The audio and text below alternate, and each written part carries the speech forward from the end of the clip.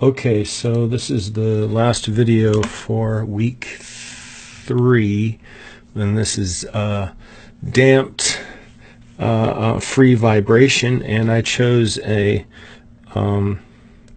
problem out of Schaums outlines for mechanical vibrations because I wanted to do one that has values, numbers in here. So the mass shown here below is initially at rest when a velocity of 4 inches per second strikes the thing, is given to it. So its initial conditions are x dot naught is equal to 4 inches per second. I want to switch everything to feet though. So I'll divide by 12 and I get 0.333 feet per second. It just works better, I think, to stay in feet, and then the mass works out with slugs and everything's fine, everyone's happy. Taking a look at this by observation, instead of using a free body diagram, we totally could use a free body diagram and come up with the equation of motion, but we can tell that we could just get an equivalent spring that we'll use for this right here. It's just going to be 2 times k, so 2 times 25 pounds per inch, which we also will we can multiply by let's see if I ever used those that 2 anywhere. I think I might have forgotten. Multiply by 12 inches per foot, and we end up with 600 pounds per foot. And I gotta see if I have to change all of my values because of that. I think I might have forgotten. No, there I am. So I want to have I can find the natural frequency. Well, first let me write out what the equation of motion is going to be. It's just going to be m times, I guess I decided to use x double dot plus c times x dot plus k equals 0, where k for x, excuse me. So what we want to get for this is find a natural frequency. It's the square root of k over m. So that's the square root of 600 pounds per foot divided by 40. Is that what he said? The weight of it is 40. But those are pounds, and we need to turn them into slugs. So we divide by 32.2 feet per second squared. But because we divided, this thing was on the denominator, so this shows up on the top. So let's make sure our units work out. We have the pounds are gone, and the feet are gone, and now we've taken the square root of this. So we'll end up with 21.98 radians per second. But because we have a damped, okay, now first let me find the critical damping ratio. That's going to be C over 2m omega n. Look like Christmas colors. And so we get 10 point, oops, I should have done a conversion over there. I need to find a place for that. No, I could do that right here, right? I think so. 10 point, oh, it should be 0.85 pound second per inch, and we need to multiply that by 12 inches per foot. All right, and so that'll take out that part of it. We also need to get 2 times the 40 pounds, but that's not a mass, so we have to go to the 32.2 again. Oops, I want to check my units. And we need the natural frequency, so 21.98 radians per second. Okay, so let's figure out where some of these things are going to be. Here's our pound. got rid of that. There's inches, get rid of that. Got feet, got rid of that. Here's my seconds, but this is a second on the bottom of the bottom. So that one and this one counteract that one, so they go away. So this should be dimensionless, and sure enough it is. And hopefully it'll be something that's less than 1, 0.1868. Right, so therefore it is underdamped. If it was 1 or greater than 1, it would be a damped problem. Okay, so we need the parameters that are generally used for our equation, which is going to be omega d. That equals omega n times the square root of 1 minus damping, critical damping ratio squared. And so it's going to be our 21.98 times the square root of 1 minus 0.1868 squared. And so we end up with 21.59. Not a lot of difference to our natural frequency, right? 21.59 compared to 21.98, but it is slightly less. Okay, so knowing the way that this works out here, we could probably reason out what our coefficients are going to be. What our wait a minute, I think I forgot one thing. Did I forget one thing? Well, yeah, you know, we often will use c divided by 2m for the exponent. There's a couple different options for that, by the way, but I won't go into that too far. That should be, I think, because it gets multiplied by t, it should be something so this should be 1 over seconds should be the answer to this. So in fact, actually everything that you see right up here, we could actually say that's also equal to this right there, right? So that's just really going to be 0.1868. Yeah, I believe that's correct.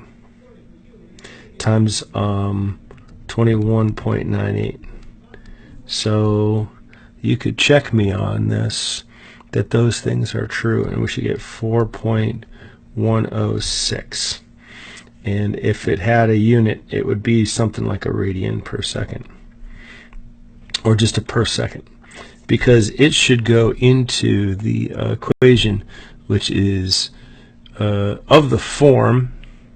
And honestly, we could just go back to a previous equation that we had. Let me see. I could go back to one that I've written down. I kind of want to go back to the original one, but we could go back and plug this into xt is equal to e to the negative c over 2m times t times x dot naught plus c over 2m x naught over omega d times the sine, let's put them all together, sine of omega d t, and then go plus x naught and then times the cosine of omega d t. Things that we know as part of this, though, we know that x naught is 0, right? X naught is 0 because it's been given the velocity, but they didn't say anything about moving it. So we have to assume that x naught is equal to 0. So that cancels out some things. So let's see, we could plug in these values right here. Plug in the values, and boom. See, we get a result. So we have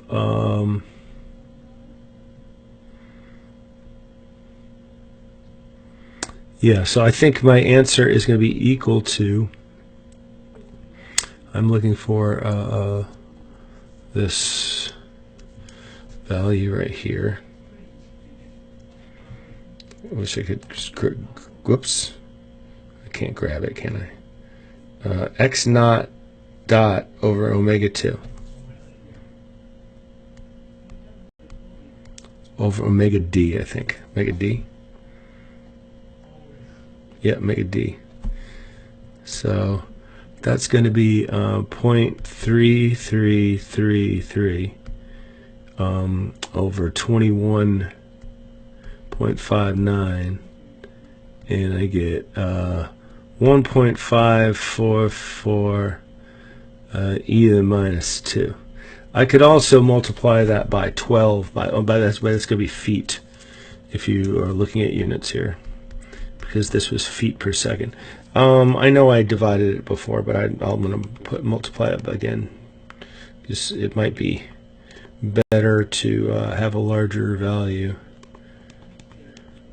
Alright, so that's just, so it's easier to write out 1.853 inches, right? So that's going to be really the maximum magnitude, but it's going to quickly diminish right in there. So it's going to be that guy right there times this guy, and I'm not sure, I think I'll write out this one first. So we're going to x of t is going to be equal to the 0.1853 times e to the minus c over t 2m, which I wrote right there, to the 4.106 t, and maybe I'll put these in parentheses, and then that's going to be times sine of omega d, which is 21.59 times t. And that right there is going to be the description of the motion with respect to time. There is, let's see, I don't think he asked for anything. It's find the subsequent displacement and velocity of the mass. And velocity of the mass. So that's unfortunate right here that we would have to now take the derivative of this, which isn't going to be, you know, fun. It's got two parts to it. Well, we could do it. It's I think I worked it out, and if you wanted to see it done, it was oh, did I do that? Okay, yeah. So x dot of t is going to be equal to I didn't do a good job. No, I think I'm gonna, yeah, I guess I won't be lazy. I'm sorry, I was trying to get away from having to do this, but 6, let's see, 0.34 E2, I think it's going to come out to well, it's going to have e to the negative 4.106 t in the front of it, and going to have two parts, and one of them is going to be a negative 0.7608 times the sine of 21.59, oops, times t, plus I think it's going to have 4 right there, 4 times the cosine, oh, by the way, this should have been inches, and then this one, 21.59 times t, this should be inches per second. So taking the derivative of this, here's what we would get. I don't know, is it possible to use my spreadsheet that I showed previously to get a better sense of how quickly this thing dies out? I'm not sure if the units will balance out. I've got the wrong, looking at the wrong screen, so that's not going to work. I'll discard you.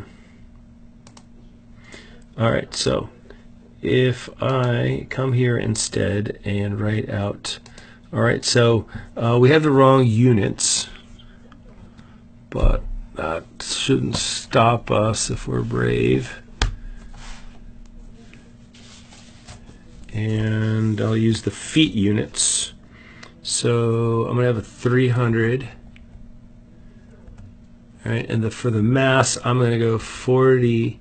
Whoops, I need the equal sign. Equal 40 divided by 32.2. Boom. Oh, and that should be 600.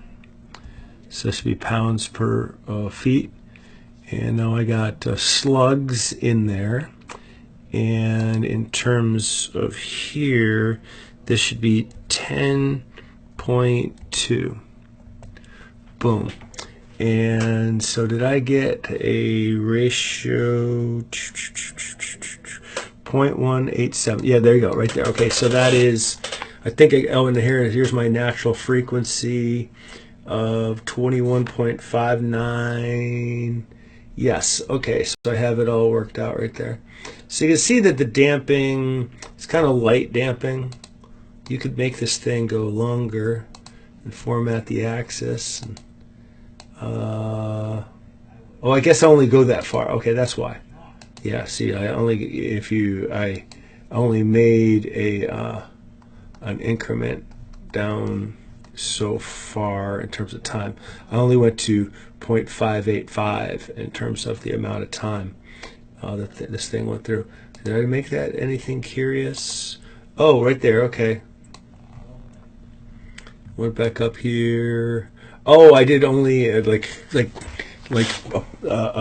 made, related to the period of the thing, right? So yeah, it's sort of an idea. This is the plot of what that would look like right there, and that initial velocity would be the slope right there at that spot. So I will conclude. Yeah, it was kind of a long example. Oh well.